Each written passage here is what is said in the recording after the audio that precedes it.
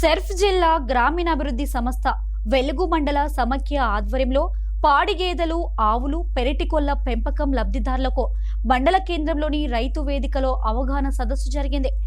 మండల సమైక్య అధ్యక్షురాలు బండారి మంజుల అధ్యక్షతన అవగాహన సదస్సు నిర్వహించారు. ఈ సందర్భంగా డిపిఎం రవి మాట్లాడారు. పిఎంజిపి కింద 35% సబ్సిడీ బ్యాంక్ ద్వారా మహిళా సంఘాల సభ్యులకు ఇవ్వడం జరుగుతుందని తెలిపారు.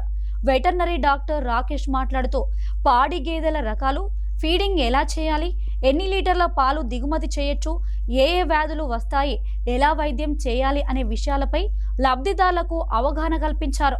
పెరటి కోళ్లు, నాటుకోళ్ల పెంపకంలో 4-5 నుంచి 6 వారాల వరకు లాభాలు పొందవచ్చని అన్నారు.